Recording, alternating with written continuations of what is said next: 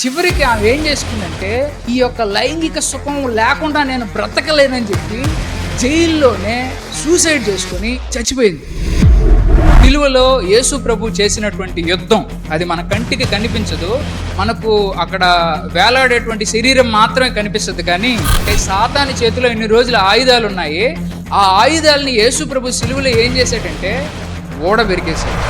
చచ్చిపోయిన తర్వాత నిజంగా మనం దేవుడి దగ్గరికి వెళ్తామా లేదా అనే ఒక డౌట్ ఉంటుంది. కానీ క్రైస్తవులైనటువంటి వాళ్ళకి ఆ డౌట్ ఉంటుందా? రేప్ చేసేటప్పుడు వాయు వరుసలు కూడా ఉంటాయి. కొంతమంది హత్య చేసేటప్పుడు వారి పిల్లోడి ప్రాణమే, పెద్దోడి ప్రాణమే, ముసలోడి ప్రాణమే, ఇవన్నీ కూడా ఉన్నాయి. ఎందుకని? పాపం యుద్ధం జరిగిపోయి సున్నితత్వం కోల్పోయింది. ఆ సెన్సిటివ్నెస్ అని అంటారు. ప్రతి హృదయానికి కూడా అయ్యో అబ్బో అని జాలి కలగద్ది. మామూలుగా బయట చావు గురించి పాటలన్నీ చాలా డల్గా ఉంటాయి. క్రైస్తత్వంలో ఎవరైనా చచ్చిపోయినప్పుడు పాడే పాటలు చాలా హుషారుగా ఉంటాయి. ఎందుకు హుషారుగా ఉంటాయి అంటే మనం ఏ బస్సు ఎక్కున్నాం అనేది జ్ఞాపకం చేసుకుంటాం. సాతాన్ని చంపడం పెద్ద విషయం కాదు.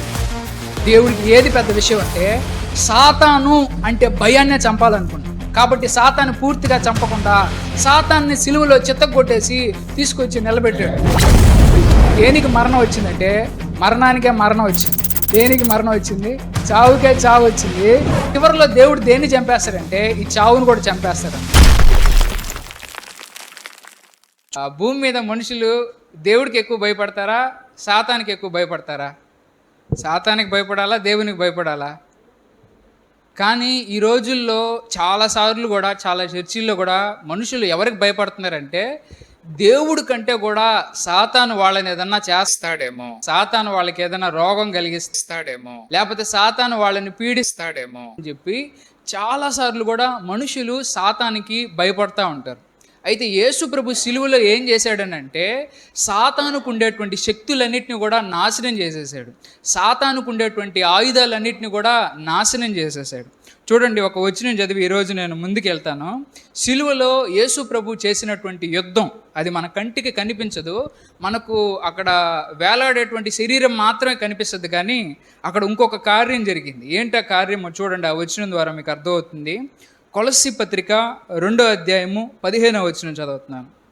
ఆయన సిలువ ద్వారా ప్రధానులను అధికారులను నిరాయుధులుగా చేసి, అంటే ఎవరిని నిరాయుధులుగా చేశాడంట? ఆయన సిలువ ద్వారా ప్రధానులు అధికారులు అంటే ఎవరంటే వాళ్ళు సాతాను సమూహానికి సంబంధించిన వాళ్ళు. 2 వారాల ముందు నేను చెప్పాను కదా వాక్యంలో, సాతాను రాజ్యం ఎట్లా ఉంటుంది, ఎట్లా పనిచేస్తుంది అనేది. కాబట్టి ఆ విధంగా ఈ సాతాను రాజ్యుల యొక్క అధికారాలను నిరాయుధులుగా చేసి, నిరాయుధులు అని అంటే ఆయుధాలు లేకుండా చేసి అని అంటే సాతానుని ఏం చేశాడంటే సాతాను దగ్గర ఉండేటువంటి ఆయుధాలని ఓడదీసేసాడు అనమాట. ఏం చేశాడు? ఎప్పుడన్నా సరే వీళ్ళ కల్చర్లో ఏం చేస్తారని అంటే ఎప్పుడన్నా సరే ఒక శత్రువుని జయించిన తర్వాత తీసుకొచ్చి ఆ శత్రువుని ఊరు మీద ఒక ట్రాక్టర్లోనో లేకపోతే ఆ కాలంలో ఉండే వాటి వెహికల్స్ మీద ఎక్కించి ఊరంతా ఊరేగింపేస్తారనమాట. ఎందుకని ఊరేగింపేస్తారంటే ఇన్ని రోజులు ఏ శత్రువు అయితే మనల్ని భయపెట్టాడో ఆ శత్రువుని చూడండి, ఆ శత్రువుని మనం స్వాధీనం చేసుకున్నాం, ఆ శత్రువు మీద మనం విజయం సాధించాము అని చెప్పడం కోసం ఆ శత్రువుని ఊరంతటి మీద తిప్పుతూ మ్యూజిక్ వస్తూ ఉంటుంది. డొరడొట ఆ మ్యూజిక్ వస్తూ ఉంటుంది. ఆ మ్యూజిక్ అంతట్లో కూడా దేనికి సాదృశ్యం అంటే గెలుపుకి సాదృశ్యం. ఎవరి మీద? ఆ శత్రువు మీద గెలుపుకి సాదృశ్యం. ఇప్పుడు చూడండి, మళ్ళీ చదువుతున్నాను. ఆయన సిలువ ద్వారా ప్రధానులను అధికారులను నిరాయుధులుగా చేసి వారు బహిరంగంగా సిగ్గుపడినట్లు చేసి సిలువ చేత వారిపై విజయాన్ని ప్రకటించాడు. బహిరంగంగా సిగ్గుపడేటట్టు అంటే ఆ శత్రువుని ఏం చేశాడంటే బహిరంగంగా ఊరేగించాడంట. ఇంకా ఆ వాక్యం ఒక విషయం చెప్తుంది చూడండి, అక్కడ ఒక మాట అండర్లైన్ చేశాను. ఏంటంటే నిరాయుధులుగా చేసి అంటే సాతాని చేతిలో ఇన్ని రోజుల ఆయుధాలు ఉన్నాయి. ఆ ఆయుధాలని యేసు ప్రభు సిలువలో ఏం చేశాడంటే ఓడబెరికేశాడు. ఏం చేశాడు? గ్రీక్లో దాన్ని ఏమంటారని అపెద్గోమై అని అంటారు. అంటే దాని అర్థం ఏంటంటే వాళ్ళ దగ్గర ఉన్న వెపన్స్, ఆయుధాలన్నింటిని కూడా తీసి ఓడబెరికేయడం అన్నమాట. అంటే యేసు ప్రభు ఏం చేశాడంటే సాతాను ఎందుకని మనుషుల్ని అంతగా భయపెడుతుంది అనేది కనుక్కొని ఆ సాతాను దగ్గర ఉండేటువంటి ముఖ్యంగా 3 ఆయుధాల గురించి మనం చూస్తాం. ఆ 3 ఆయుధాలను కూడా దేవుడు ఏం చేశాడంటే సాతాను దగ్గర నుంచి తీసేశాడు. ఇప్పుడు మనం ఎవరితో పోరాడాలంటే ఆయుధాలు లేని సాతానుతో పోరాడాలి. దేంతో పోరాడాలి? మామూలుగా మనం సాతాన్ అంటే భయం. ఇప్పుడు సాతాన్ దగ్గర ఏ ఆయుధాలు లేవంటే ఇప్పుడు మనం భయపడకుండా పోరాడగలమా లేదా? అయితే ఎందుకు అట్లా చేసే దేవుడు అనేది మీకు చివరిలో అర్థమవుద్ది. మీకు చూడండి, మొట్టమొదట నేను ఈ 3 అసలు ఆయుధాలు ఏంటి, ఏ ఆయుధాలని దేవుడు ధ్వంసం చేశాడనే దాని గురించి నేను చెప్తాను చూడండి. సిలువ విరగ్గొట్టిన సాతాను ఆయుధాల్లో మొట్టమొదటిది సాతాను ఆయుధం ఏంటంటే నేరాలను మోపేటువంటి ధర్మశాస్త్రం. మొట్టమొదటి ఆయుధం ఏంటి? నేరాలను మోపే ధర్మశాస్త్రం. సాతానుకు ఉండేటువంటి ఒక ఆయుధం ఏంటంటే ధర్మశాస్త్రం. ఏంటది? ధర్మశాస్త్రం అంటే ఏంటంటే ఒక మాన్యువల్ లాగా. మాన్యువల్ అంటే మీకు తెలుసో తెలీదో, ఎప్పుడన్నా సరే ఒక బైక్ కొన్నాం అనుకోండి, ఒక సెల్ ఫోన్ కొన్నాం అనుకోండి, ఈ స్పీకర్ బాక్స్ కొన్నాం అనుకోండి, వాడు ఒక కాగితం ఇస్తాడనమాట. ఆ కాగితంలో ఏముంటుందంటే ఆ బైక్ ఎట్ట వాడాలి, ఎట్ట చేయాలి, ఎంత స్పీడ్లో వెళ్ళాలి, లేకపోతే బైక్కి పెట్రోల్ కొట్టించాలా, లేకపోతే కిరసనాయిల్ పోయించాలా, డీజిల్ కొట్టించాలా, ఏంటని దానికి సంబంధించిన అన్నీ కూడా ఉంటాయి. ఇప్పుడు ఆ బైక్ బాగుండాలంటే ఏం చేయాలంటే వాళ్ళు మాన్యువల్లో దాంట్లో రాసినటువంటి ఏ సూత్రాలు అయితే ఉంటాయో వాటిని బట్టి మనం దాన్ని నడుపుకోవాలన్నమాట. కాబట్టి మాన్యువల్ ఏం చేస్తుందనంటే, ఈ మాన్యువల్ అనే దేవుడు కూడా మనిషికి జీవితాన్ని ఇచ్చేటప్పుడు ఈ జీవితాన్ని ఇట్లా జీవించాలి, ఇట్లా జీవించకూడదని చెప్పి అన్నిటిని కూడా పుస్తకంలో రాసి మనకిచ్చాడు. దాన్నే ఏమంటారంటే ధర్మశాస్త్రం అని అంటారు. ఏమంటారు? ధర్మశాస్త్రం అని అంటారు. చూడండి, ఇప్పుడు మొదటి వచనం చదువుతున్నాను. రోమాపత్రిక 3:20 ధర్మశాస్త్రము వలన పాపం అంటే ఏమిటో తెలుస్తున్నది. ఇప్పుడు వాళ్ళు ఒక మాన్యువల్ ఇచ్చినప్పుడు బైక్ ఎట్ట నడపాలి, ఎట్ట నడపకూడదు, బైక్ని ఎట్లా ఉపయోగించుకోవాలి, ఎట్లా ఉపయోగించుకోకూడదు అనేది మనకి ఎట్లా తెలుస్తుందో, అదేవిధంగా జీవితం గురించి కూడా దేవుడు ఒక మాన్యువల్ ఇచ్చాడు. బైబిల్ అనే మాన్యువల్ అన్నా సరే, ధర్మశాస్త్రం అనే మాన్యువల్లో దీంట్లో ఏది పాపం అంటే ఏంటి, ఏదైతే మన జీవితాన్ని నాశనం చేస్తుందో దాన్ని అంతటిని కూడా పాపం అని అన్నాడు. వాటి జోలికి వెళ్ళొద్దు, అటు చేస్తే మీ జీవితం తొందరగా ఇబ్బందిలో పడద్ది, మీ బైక్ తొందరగా షెడ్డుకు వచ్చేస్తుంది అని చెప్పి దేవుడు ఆ విధంగా మనకు ఒక ధర్మశాస్త్రం అనేటువంటి మాన్యువల్ ఇచ్చాడు. అయితే ఇప్పుడు చూడండి, మనం ఏం చేస్తామంటే ఆ ధర్మశాస్త్రాన్ని సరిగ్గా ఫాలో అవుతున్నాం అంటారా? అరే నువ్వు దాంట్లో పెట్రోల్ పోయించాలరా అని ఓనర్ చెప్తే మనం తీసుకెళ్ళి కిరసనాయిలు కొట్టించామనుకోండి, పొగ వస్తుందా రాదా? ఇప్పుడు పొగ వచ్చింది కదా అని చెప్పి కొద్ది రోజులకి నెల 2 నెలలకే ఇంజిన్ పాడైపోయిందని చెప్పి తీసుకెళ్ళి ఓనర్ దగ్గర, ఏందండి కొత్త బండి వారెంట్ ఉంది, వారెంట్ ఉన్నా కానీ ఏంటండి అంతలోకి 2 నెలలకే ఇంజిన్ పాడైపోయిందని అని అరిసామనుకోండి, అవతల వాళ్ళు ఏం చేస్తారు? అయ్యో తప్పు అయిపోయిందండి అని గమ్ముగా ఉంటారా? వాళ్ళు కూడా అరస్తారా? అరస్తారా? మన మీద వాళ్ళు ఇంకా ఎక్కువ అరస్తారు. ఎందుకనంటే మేము బండి ఇచ్చింది పెట్రోల్ కొట్టించడానికి, కిరసనాయిలు కొట్టించడానికి కాదు అని చెప్పి, ఎవరితో చెప్పుకుంటావు పోరా, ఏం చేస్తావు చేయపోరా అని మనం డబ్బులు పెట్టుకున్న బైక్ను కూడా మన మీద వాళ్ళు అధికారం చూపిస్తారు, మన మీద కోపడతారు. అసలు తప్పు ఎవరు చేశారు?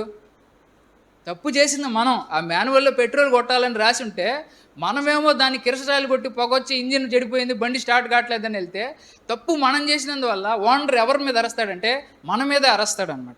ఇట్లా మనం కూడా తప్పు చేయడం వల్ల ఏం జరిగిందంటే దేవుడు మన మీద అరిశాడు. ఏం చేశాడు? మన జీవితం అట్టయిపోయింది అని చెప్పి అసలు ఏడున్నాడు దేవుడు, భూమి దేవుడే ఉంటే ఎట్టుంటుందని మనం అరుస్తా ఉన్నాం.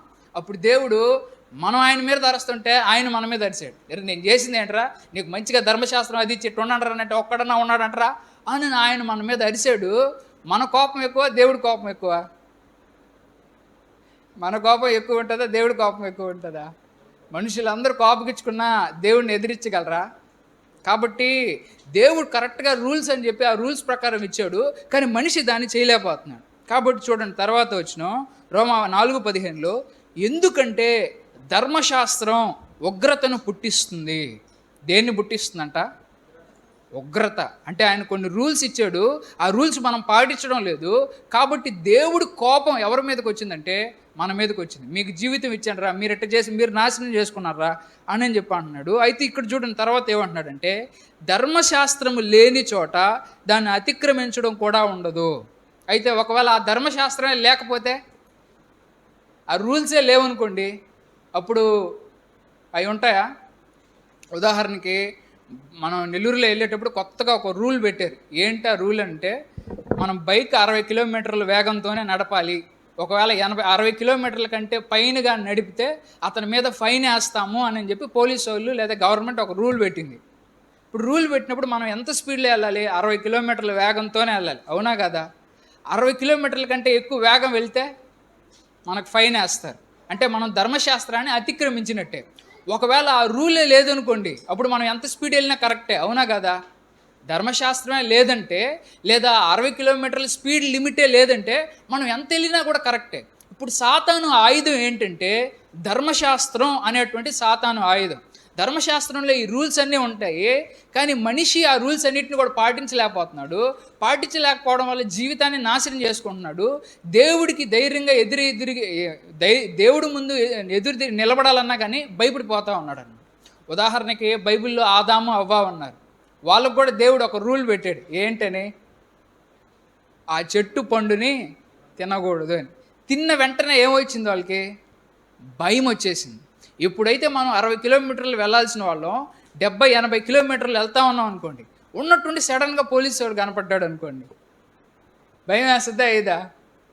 ఇట్లాగా మనకు ఆల్రెడీ దేవుడు ఒక రూల్ ఇచ్చాడు, ఆ రూల్ని మనం తప్పిపోయామని మనకు కూడా అర్థమైపోతుంది. ఉన్నట్టుండి దేవుడు కనపడ్డాడు, కనపడిన వెంటనే వెళ్ళి చెట్లలోకి దాక్కుంటా ఉన్నాం. ఇప్పుడు సమస్య ఎక్కడుంది? ఒకటి, ధర్మశాస్త్రాన్ని ఆ రూల్సే లేకుండా చేయాలా, లేకపోతే మనిషిని లేకుండా చేయాలన్నమాట. చట్టం అంతా సరిగ్గా ఉండాలంటే ఈ తప్పులు చేసే వాళ్ళని తీసుకెళ్ళి జైల్లో పడేసామనుకోండి, అప్పుడు ధర్మశాస్త్రం చక్కగా ఉంటుంది. అయితే దేవుడు దేన్ని ఇక్కడ చేసాడనంటే మన మీద ప్రేమ చూపించడం కోసం ధర్మశాస్త్రం యొక్క పవర్ మన మీద లేకుండా ఉండే విధంగా చేసాడనమాట. మనమేమో ఆ ధర్మశాస్త్రాన్ని పాటించడంలో అస్తవస్తలు పడతా ఉన్నాం. కాబట్టి ఇది సాతానుకు ఉండే ఆయుధం. ఎట్లన్నా సరే ఇప్పుడు నెక్స్ట్ లెవెల్ ఏం చేస్తాడనంటే, ఒక్కసారి మన చేత తప్పు చేయించిన తర్వాత, దేవుడికి దూరం చేసిన తర్వాత మనలో జీవం అనేది పోద్దనమాట. ఒక ఉదాహరణకి ఒక చెట్టుకి ఆకు ఉందనుకోండి, ఆకుకి తెగులు వచ్చింది. ఏమొచ్చింది? ఆకు మీద నల్లగా ఒక మచ్చ వచ్చింది. అంటే ఏంటంటే ఆకుకి వైరస్ వచ్చింది. ఇప్పుడు ఆకు వైరస్ వచ్చిందని చెప్పి మిగిలిన చెట్టు అంతా నన్ను ఎక్కడ తక్కువ చూస్తుందో అని చెప్పి ఆ ఆకు చెట్టు నుంచి వేరైపోయి బయటికి వెళ్ళిపోయింది. ఇప్పుడు ఏమవుద్దో తెలుసా? ఆ ఆకు ఆ తెగులు వల్ల నాశనం అయిపోద్ది. చెట్టు నుంచి వచ్చే జీవం లేకపోతే ఆ ఆకు ఇంకా తొందరగా చచ్చిపోద్ది, అవునా కదా? అట్లాగే మనిషి కూడా పాపం చేసిన వెంటనే ఏం జరుగుతుందంటే దేవుడికి మనిషికి మధ్య దూరం పెరిగిపోయింది, కనెక్షన్ కట్ అయిపోయింది. ఏదైతే చెట్టు నుంచి రసం రావాలో ఆకుకి, దేవుడి నుంచి కూడా రావాల్సిన రసం మనిషిలోకి రాకుండా ఆగిపోయింది. ఎందుకని? పాపం వచ్చేసింది. పాపం వల్ల మనిషి దేవుడికి భయపడిపోయాడు, మనిషి దూరంగా జరుపుకుంటున్నాడు. అలా జరిగే క్రమంలో ఆ ఆకు వాడిపోద్దని, అతని శరీరం నాశనం అయిపోద్దని, అతనికి మరణం వస్తుందని అతనికి తెలియదు. కాబట్టి ఇప్పుడు సాతానుడు ఏం చేస్తాడంటే, మొదట మన చేత ఏదో విధంగా తప్పు చేయిస్తాడు. తప్పు చేసావు కదా, దేవుడికి భయపడమని చెప్పి మనల్ని దేవుడికి దూరం చేసి చివరికి మన జీవితాన్ని ఇంకొంచెం నాశనం చేస్తాడు. ఎప్పుడన్నా సరే చూడండి, తప్పులు చేసేవాళ్ళన్నా సరే మొదట వాళ్ళు ఒక తప్పు చేస్తారు, చేసిన తప్పుని కప్పిపుచ్చడానికి మరో తప్పు చేస్తారు, ఆ తప్పుని కప్పిపుచ్చడానికి మరో తప్పు చేసుకుంటా ఉండి అది అసలు ఒక పెద్ద ప్రెజర్ లాగా అయిపోయి చివరికి ఇంత పెద్ద భారం నెత్తి మీద ఉరేసుకొని చచ్చిపోతారు. కాబట్టి ఇటువంటి పరిస్థితుల్లో మనం జ్ఞాపకం చేసుకోవాల్సిన విషయం ఏంటంటే, ఆ వ్యక్తి తిరిగి బాగుపడాలని అంటే దేవుడితోనే అంటుకట్టబడి ఉండాలి. ఒకవేళ ఆ ఆకు చెట్టుతోనే అంటుకట్టుకోబడి ఉందనుకోండి, అప్పుడు ఏమవుద్ది? ఏదో విధంగా అన్నా సరే చెట్టు యొక్క శక్తి వల్ల ఆకుకు తగిలినటువంటి తెగుల్ని అది ఎదిరించగలదు, కొంత శక్తి అన్నా ఉంటుంది. అలా కాకుండా ఆకు వేరైపోయింది అనుకోండి, దానికి బలం ఉంటుందా? ఇప్పుడు కాబట్టి దేవుడు ఏం చేశాడంటే ఈ ధర్మశాస్త్రాన్ని తీసుకొచ్చాడు. ఈ ధర్మశాస్త్రం వల్ల ఏమొచ్చిందంటే మనలోనికి పాపం వచ్చింది. ఆ పాపం ఏం చేసిందంటే దేవుడికి మనల్ని దూరం చేసింది. ఏం చేసింది? ఇప్పుడు చూడండి దేవుడు ఏం చేశాడో. కొలస్సీయులకు రాసిన పత్రిక 2వ అధ్యాయం 14వ వచనం చదువుతున్నా. మనకు వ్యతిరేకంగా ఉండి మనల్ని శిక్షకు గురి చేసే రుణపత్రాన్ని రద్దు చేశాడు. యేసు ప్రభు సిలువలో ఏం చేశాడంట? మనకు వ్యతిరేకంగా ఉండి మనల్ని శిక్షకు గురి చేసే రుణపత్రాన్ని రద్దు చేశారు. ఆయన దానిని తీసివేసి దానిని సిలువకు మేకులతో కొట్టారు. ఇప్పుడు దేని సిలువలో కొట్టాడంట?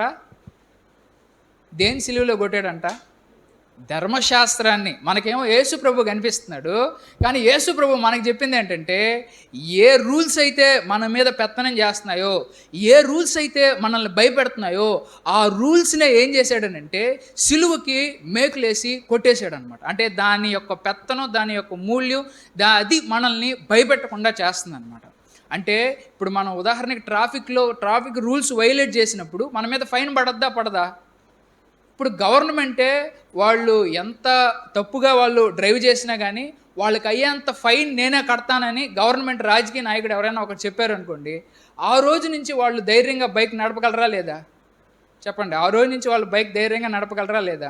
యేసు ప్రభు కూడా ఏం చేశాడంటే, ధర్మశాస్త్రాన్ని మా వాళ్ళు పాటించలేకపోతున్నారు కాబట్టి, మనుషులైన మా వాళ్ళు, కాబట్టి వాళ్ళు ఎంత ఫైన్ అయితే కట్టాలో ఆ ఫైన్ అంతటిని కూడా నేను సిలువలో కట్టేస్తున్నాను, కాబట్టి మా వాళ్ళందరిని కూడా క్షమించండి, మా వాళ్ళందరికీ ఇంకా ఆ రూల్స్ అనేవి వర్తించవు అని చెప్పి యేసు ప్రభు కొట్టేసేసి ఆయన దేవుడితో ఒక నిబంధన చేశాడు. చూడండి, చివరిగా ఆ వచనం చదువుతున్నా, హెబ్రీ 8:13 ఆయన ఈ నిబంధన అంటే కొత్త నిబంధన, ఈ నిబంధనను కొత్త అని పిలవడం చేత మొదటి దానిని వాడుకలో లేకుండా చేశారు. వాడుకలో లేనివి పాతవి త్వరలో అదృశ్యమవుతాయి. కాబట్టి ఇప్పుడు దేవుడు ఏం చేశాడంట, కొత్త ఒడంబడిక చేశాడంట, కొత్త ఒప్పందాన్ని చేశాడు. ఆ కొత్త ఒప్పందం ప్రకారం ఏంటనంటే, ఇప్పటి వరకు ఏ ధర్మశాస్త్రం అయితే నువ్వు తప్పు చేసావని మనం భయపెడుతునిందో, ఆ ధర్మశాస్త్రం కింద కాకుండా మనం ఎవరి కింద ఉన్నామనంటే ఇప్పుడు కృప కింద ఉన్నాం. దేని కింద ఉన్నాం? ఇప్పుడు కృప కింద ఉన్నప్పుడు మనం తప్పు చేసినప్పుడు భయపడాలా, లేకపోతే దేవుడి దగ్గరికి రావాలా? ఇప్పుడు కృప కిందన్న వారు ఏం చేస్తారనంటే, వాళ్ళు పాపం చేసినప్పుడు భయపడరు, దేవుడి దగ్గరికి ధైర్యంగా వస్తారు. ఎందుకని? వాళ్ళ పాపాలని దేవుడు ఆల్రెడీ క్షమించాడు, ఆల్రెడీ సిలువలో కొట్టేశాడని. మొదట్లో ధర్మశాస్త్రం ఏం చేసిందంటే భయపెట్టింది, పాపం చేస్తే వ్యక్తిని భయపెట్టి దేవుడికి దూరం చేసింది, ఆ వ్యక్తికి చివరికి మరణించే విధంగా చేసింది. కానీ యేసు ప్రభు ధర్మశాస్త్రం యొక్క పెత్తనం మన మీద ఉండకుండా ఏం చేశాడనంటే, దాన్ని పూర్తిగా దానికి కావాల్సిన రుణపత్రాలన్నింటినీ కూడా కొట్టేసేసి, సిలువలో మేకులు కొట్టేసేసి మనల్ని పూర్తిగా కృప కింద ఆయన ఉంచాడనే విషయాన్ని ఆయన చెప్తా ఉన్నాడు. కాబట్టి ఇప్పుడు ఒక విషయం జ్ఞాపకం చేసుకోవాలి, మనం ధర్మశాస్త్రం కింద ఉన్నామా, కృప కింద ఉన్నామా? యేసు ప్రభు కృప కింద మనం ఉన్నాం. కాబట్టి ఒక వ్యక్తి పాపం చేసిన వెంటనే దేవుడికి దూరం అయిపోతాడు. అలా వ్యక్తిని ముందు దేవుడికి దూరం చేసి చివరికి ఆ వ్యక్తిని నరకంలోకి పడేస్తాడు సాతాను. కానీ యేసు ప్రభు ఏం చేశాడంటే, ధర్మశాస్త్రం యొక్క పెత్తనం మన మీద కాకుండా కృపనిచ్చి, అరే నువ్వు పాపం చేసినా నేను క్షమిస్తాను అని అనేసరికి, పాపం చేసినప్పటికీ కూడా ఆ వ్యక్తి దేవుడి దగ్గరికి తలెత్తుకొని ధైర్యంగా రాగలిగేటువంటి విధంగా దేవుడు చేశాడు. కాబట్టి తిరిగి ఆ వ్యక్తి నరకంలో పడకుండా, ఎక్కడ పడకుండా, నరకంలో పడకుండా ఆయనతో పాటు పరలోక రాజ్యంలో జీవించే శక్తి ఆయన చేశాడు. అంటే ఇక్కడ చూడండి, తప్పు ధర్మశాస్త్రాందా మనిషిదా? తప్పు ధర్మశాస్త్రాందా మనిషిదా? అయితే ధర్మశాస్త్రాన్ని ఏంది దేవుడు అట చేశాడు? మనం అనుకుంటాం కొన్నిసార్లు ఈ విధంగా చదివి ఏమనుకుంటాం అంటే, ఇక ధర్మశాస్త్రం అనేది వేస్ట్, ధర్మశాస్త్రం అనేది పనికిరాదు, ఇంక అది పోయింది అని అంటాం. కానీ వాస్తవానికి ఏంటంటే, ధర్మశాస్త్రం చట్టంలో ఏ సమస్య లేదు, చట్టాన్ని ఫాలో అయ్యే మనుషుల్లో సమస్య ఉంది. అయితే దేవుడు చట్టాన్ని వదులుకోలేడు, ఎందుకంటే దేవుడు న్యాయవంతుడు కాబట్టి. మనుషుల్ని వదులుకోలేడు, ఎందుకంటే దేవుడు ప్రేమామయుడు కాబట్టి.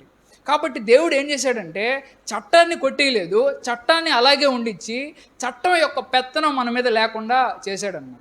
కాబట్టి ధర్మశాస్త్రం అనేది వేస్ట్, దాన్ని బైబిల్లోంచి తీసేయండి అని అంటే అట్టటి వాళ్ళ మాటలు మనం నమ్మాల్సిన అవసరం లేదు. ధర్మశాస్త్రం అనేది థర్మామీటర్ లాగా అన్నమాట. ఏంటది థర్మామీటర్ అంటే తెలుసా మీకు? థర్మామీటర్ అంటే మీకు జ్వరం వస్తుంది కదా, జ్వరం వచ్చినప్పుడు మీకు నోట్లో పెడతారు లేకపోతే సంకలో పెడతారు. అది ఏం చేస్తుంది అంటే, అది పెట్టిన వెంటనే మీకు జ్వరం ఉందా లేదా అని చెప్పొద్దు అనమాట. అవునా కదా? మీరు కూడా పాపం చేశారా లేదా అని ఎవరు చెప్తారంటే ఈ ధర్మశాస్త్రం చెప్పొద్ది. ఎవరు చెప్తారు? ఒరే నువ్వు పాపం చేసావురా అని చెప్పి ధర్మశాస్త్రం చెప్పొద్ది. ఇప్పుడు నువ్వు పాపం చేయట్లేదురా, నీకు జ్వరం తగ్గిపోయింది అన్నా కానీ ఏం చేయాలా? మళ్ళీ ధర్మశాస్త్రం పెట్టుకోవాల్సిందే.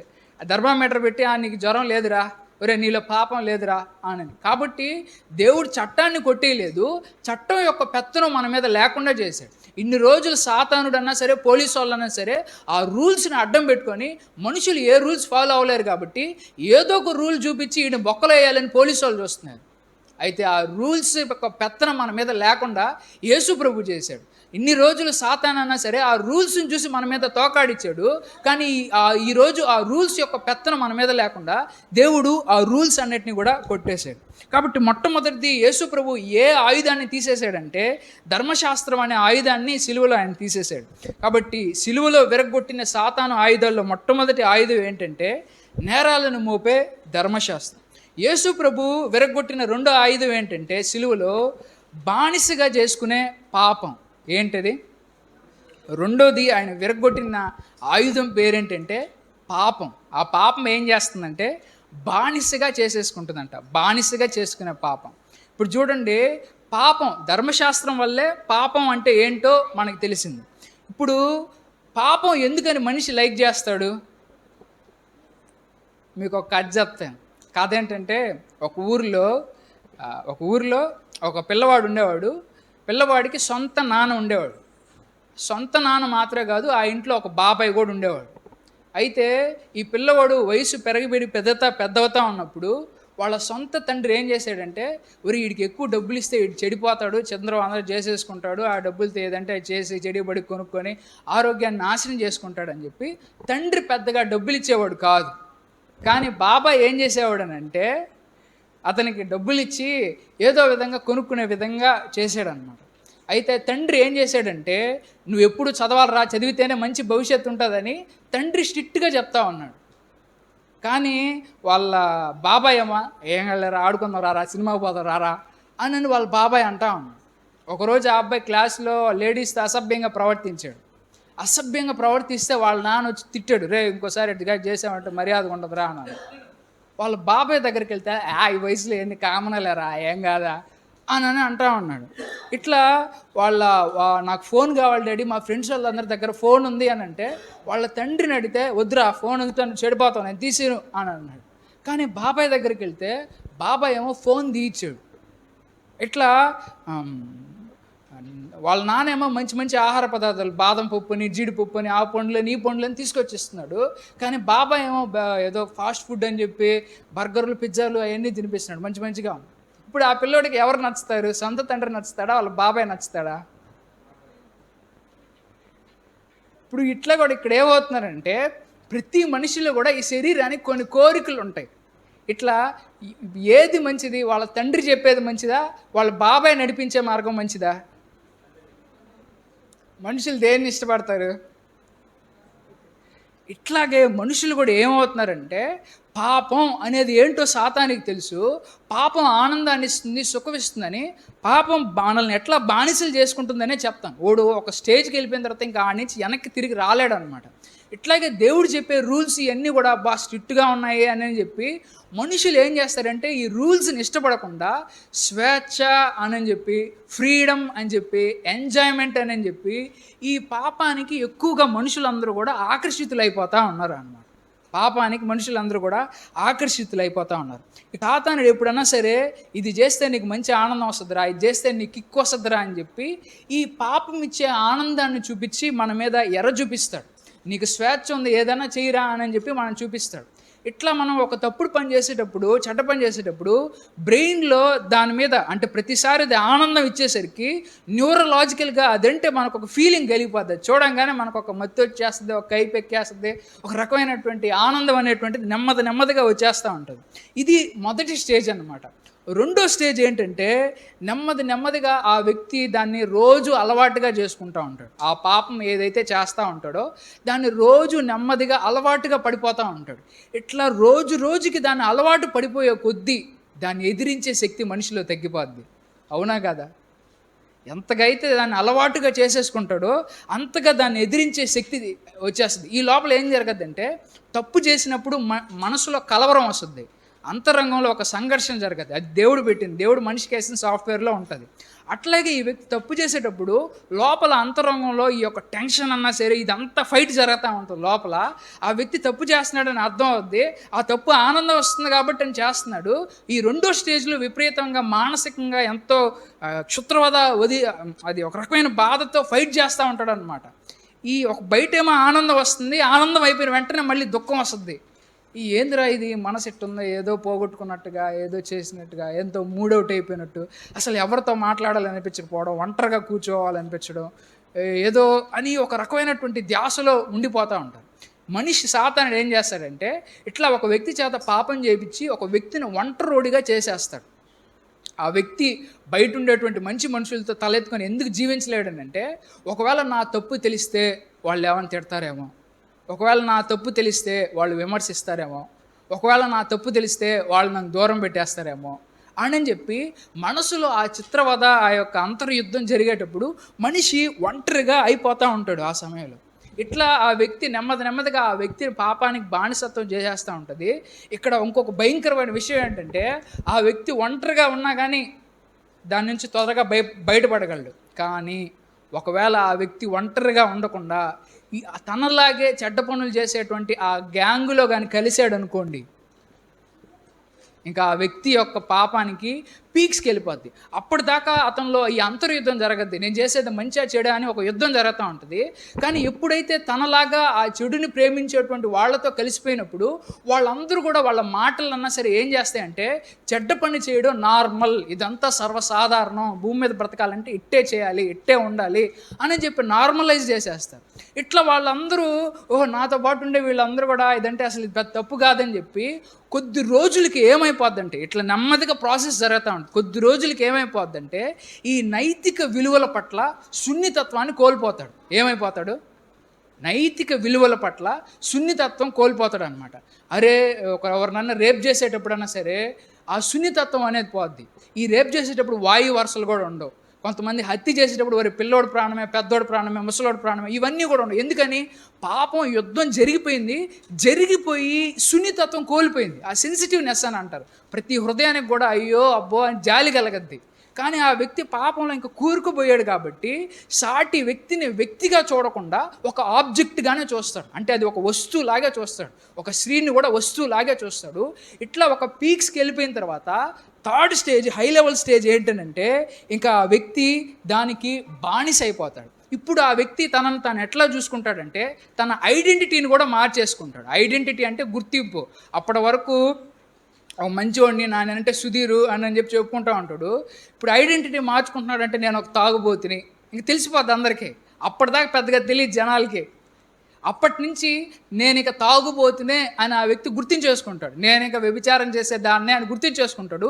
ఇప్పుడు ఇక బయటకు వచ్చేసి అందరికి తెలిసిపోద్ది, ఓహో ఈడు ఎప్పలానోడు, ఈడు అట్టటోడు అని జనాలకు కూడా తెలిసిపోద్ది. థర్డ్ స్టేజ్ ఇక విపరీతమైన పీక్లోకి వచ్చేస్తాడు అనమాట. ఈ స్టేజ్లో ఇక ఎవరిని కూడా చేయడు. ఇట్లా అతనిలో క్రమంగా ఆ సున్నితత్వం అనేది క్రమంగా కోల్పోద్ది.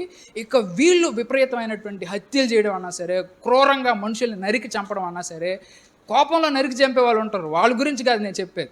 కొన్నిసార్లు సడన్గా చంపుతారు, కొన్నిసార్లు పొరపాటు చేస్తారు. అంటే మొదటి సమయం తప్పు చేస్తారు. కానీ నేను చెప్పేది బానిస అయ్యేటువంటి క్రమం గురించి చెప్తున్నాను.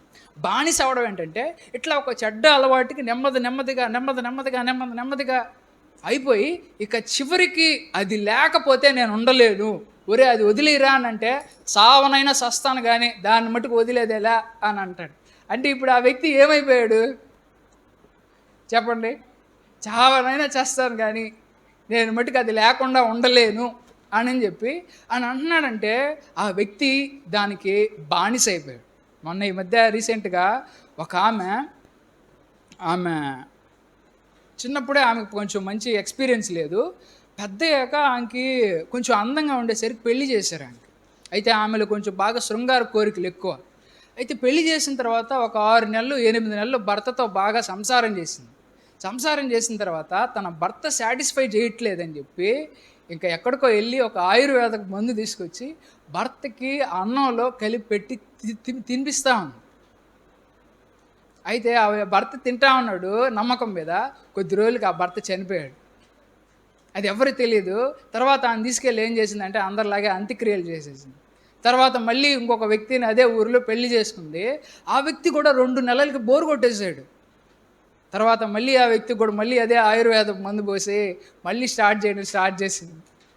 తర్వాత ఆ ఊరిలో ఉండే వాళ్ళందరూ ఆమె నష్టజాతకురాలు అని చెప్పి అనుకున్నారు. అమ్మాయి చాలా బాగుంటుంది కాబట్టే ఆమెను అంతమంది లైక్ చేశారు. అయితే ఈ విధంగా నష్టజాతకులు అనేసరికి వాళ్ళ ఇంట్లో వాళ్ళు ఏం చేశారంటే ఆమెకు పూజ చేశారు. ఒక చెట్టుకు పెళ్లి చేసిన తర్వాత ఆ చెట్టుని నరికేశారు. అంటే దీని ద్వారా నెక్స్ట్ రాబోయేటువంటి భర్త చచ్చిపోడు, ఆ భర్త బదులు ఈ చెట్టు చచ్చిపోయింది అని చెప్పారు. అంటే ఆ పూజలు చేసిన వాళ్ళు చెప్పారు. అయితే ఇప్పుడు మూడోసారి ఒక ఆయన పెళ్లి చేసుకున్నాడు. ఆయన కూడా ఒక 3-4 నెలల తర్వాత బోరు కొట్టేశాడు. ఆయన్ని కూడా ఇట్లా ప్రతిసారి చచ్చిపోయినప్పుడు ఏం జరుగుతుందంటే ఆ భర్తకుండే ఆస్తులన్నీ ఇంకొచ్చేస్తూ ఉన్నాయి. భర్తకుండే ఆస్తులన్నీ ఈమె పేరు మీద వచ్చేస్తూ ఉన్నాయి. ఇట్లా అక్కడ 3 జరిగేసరికి ఏదో చేస్తుంది ఈమె కావాలనే వాళ్ళ భర్తలు చచ్చిపోతున్నారని ఆ ఊరు అందరికీ తెలిసిపోయింది. అప్పుడు ఆ ఊరిలో వాళ్ళు ఏం చేశారంటే కొద్ది రోజుల తర్వాత ఇక్కడ ఉంటే బాగా ఇబ్బంది అయిపోద్దని వేరే ఊరు వెళ్ళిపోయిన తర్వాత అక్కడ ఉండే ఒక చికెన్ షాపు ఆయనతో మళ్ళీ సేమ్ అదే విధంగానే నవ్వుతా మాట్లాడడం, అట్టా ఇట్టా చేయడం. ఆయన కూడా పడిపోయాడు. ఆయన కూడా పెళ్లి చేసుకుంటుంది. ఆయన కూడా ఒక 3-4 నెలలకు మళ్ళీ బోరు కొట్టేశాడు, సాటిస్ఫై చేయలేకపోతా ఉన్నాడు. మళ్ళీ యథావిధిగానే ఆయుర్వేదం ముందుకు వెళ్ళిపోయింది. తర్వాత అక్కడి నుంచి మళ్ళీ ఇంకో ఊరు మార్చింది. 5వ వాడికి కూడా అట్లాగే చేసింది. చివరికి 6వ వాడు ఎవరంటే ఒక లాయరు. ఆ లాయర్ కూడా అదే విధంగా చేశాడు. ఆ లాయర్ కూడా సాటిస్ఫై చేయలేకపోయేసరికి ఒక 2 నెలల తర్వాత అతను కూడా ఆ విధంగా పెట్టి చంపేసింది. అయితే ఆ లాయర్కి ఒక తమ్ముడు ఉన్నాడు. ఆ లాయర్ తమ్ముడికి డౌట్ వచ్చింది. ఎందుకు మా అన్నని ఎంత తొందరగా ఏమి హడావిడిగా ఎత్తుబడి చేయడానికి ఎందుకు ప్రేరేపిస్తుంది, ఏదో జరుగుంటుంది ఏమి అని చెప్పి తమ్ముడికి డౌట్ వచ్చి తమ్ముడు పోస్ట్ మార్టం చేయమని చెప్పి మా అన్నకు పోస్ట్ మార్టం చేయండి అని చెప్పాడు. మా అన్న లాయరు పోస్ట్ మార్టం చేయండి అని చెప్పాడు. అలా చెప్పిన తర్వాత పోస్ట్ మార్టం రిపోర్ట్లో ఏమొచ్చిందంటే ఈ విధంగా పాయిజను ఆయన తినే ఆహారంలో ఇచ్చారు, అందువల్ల ఈయన చనిపోయాడు అని తెలిసింది. ఇప్పుడు దానికి సంబంధించి ఆరాధిస్తే ఆమె అని చెప్పి తెలిసిపోయిన తర్వాత ఆమెను తీసుకెళ్ళి యావజ్జీవ శిక్ష వేసేసారు. ఇప్పుడు చూడండి, చివరికి ఆమె ఏం చేసుకుందంటే ఆ జైల్లో ఒంటరిగా ఉండలేక ఈ యొక్క లైంగిక సుఖం లేకుండా నేను బ్రతకలేనని చెప్పి జైల్లోనే సూసైడ్ చేసుకొని చచ్చిపోయింది. ఎందుకు చచ్చిపోయింది అంటారు చెప్పండి? అది లేకుండా నేను ఉండలేను అనేంతగా ఆ వ్యక్తిని, ఆ స్త్రీని ఎవరు ప్రభావితం చేశారంటే పాపం ఏం చేసిందంటే ఆ వ్యక్తిని అంతగా లాగేసుకునే విధంగా చేసేసిందన్నమాట. ఇది ఒక స్టేజ్కి వెళ్ళిపోవడం అంట. ఇది చాలా పీక్ స్టేజ్కి వెళ్ళిపోవడం అని అంట. కాబట్టి ఇట్లా సాతాను ఏం చేస్తుందనంటే సాతాను యొక్క రెండో ఆయుధం ఏంటంటే నెమ్మదిగా ఈ సుఖం చూపించి ఈ సుఖం ద్వారా మనల్ని ఎర్రలో వేసి నెమ్మదిగా మన ఒక్కొక్క స్టేజ్ దాటించి మనలో సున్నితత్వాన్ని కోల్పోయే విధంగా చేసి చివరికి బానిస చేసేస్తుంది. దాంతో నువ్వు గుర్తుంచుకునే విధంగా చేసి దాని నుంచి ఇంకా నువ్వు బయటపడలేని విధంగా చేసేస్తుంది అనమాట పాపం అనేటువంటిది. అయితే ఇప్పుడు చూడండి, యేసు ప్రభు ఈ రెండో ఆయుధాన్ని కూడా విరగొట్టాడు. ఎట్లా విరగొట్టాడనంటే ఆయన ఏం చేశాడంటే మొట్టమొదటిది ఆయన తీసుకొచ్చి థర్మామీటర్ పెట్టాడు. ఏం చేశాడు? ఇటువంటి ఏ పాపన్నా సరే దేవుడి దగ్గరకు వస్తే ఆయన ఏం చేస్తాడంటే అదేం కాలేరా అని చెప్పడు, కానీ తీసుకొచ్చి థర్మామీటర్ పెడతాడన్నమాట. థర్మామీటర్ పెట్టడం వల్ల నాకు జ్వరం ఉంది అని తెలుస్తారు. ఎవరైనా సరే డాక్టర్ దగ్గరికి వెళ్ళారనుకోండి, డాక్టర్ దగ్గరికి వెళ్ళిన తర్వాత డాక్టర్లు టెస్టులు చేస్తారా చేయరా? అట్లాగే ఒక వ్యక్తి దేవుడి దగ్గరకు వచ్చిన తర్వాత, ఇంత పాప బానిసత్వంలో ఉండే ఆ వ్యక్తి దేవుడి దగ్గరకు వచ్చిన తర్వాత ఆ వ్యక్తి ఏం చేస్తాడంటే ధర్మశాస్త్రంలో దేవుడి యొక్క సూత్రాలు, నీతి బోధలు చూపించి అమ్మ నువ్వు తప్పు చేసావు అని చెప్పి చూపిస్తాడు.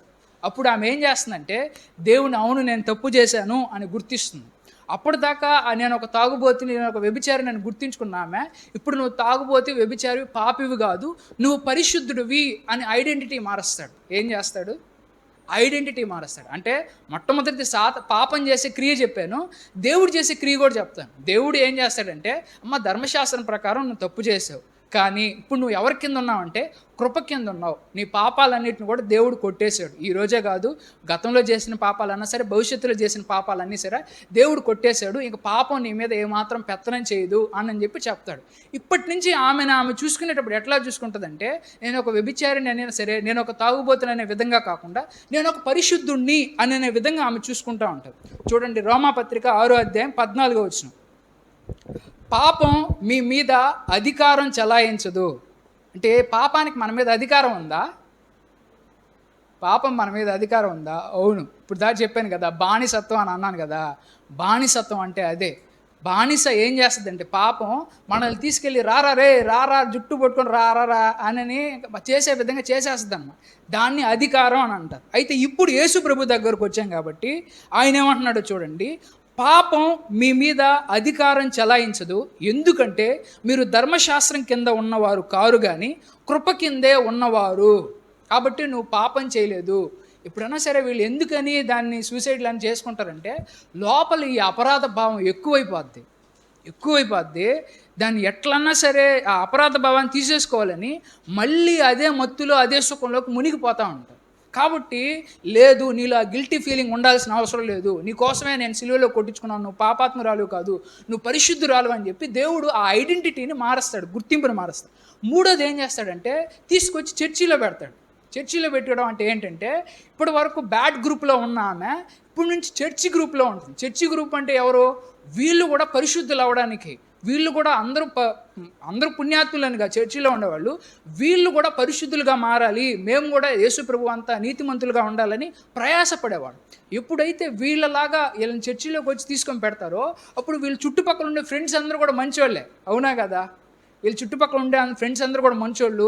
వీళ్ళు దేవుని భయాన్ని నాటుతారు, ఇక్కడ వాళ్ళ పాపాలను ఒప్పుకోవాలని తెలియజేస్తారు. ఎవరైనా చర్చికి రాకపోతే ఏమ్మా చర్చికి రాలేదని అడగతారు. ఎట్లన్నా సరే దేవుడికి ఒక వ్యక్తిని టచ్లో పెట్టే విధంగా చేస్తూ ఉంటారు. ఇప్పుడు ప్రాసెస్ నెమ్మదిగా స్టార్ట్ అవుతుంది. ఇప్పుడు మళ్ళీ దేవుడు ఏం చేస్తాడనంటే లోపల నుంచి ఒక పరిశుద్ధాత్మ దేవుడిని మనలో ఉంచుతాడు. ఏం చేస్తాడు? ఇది బయట జరిగేది.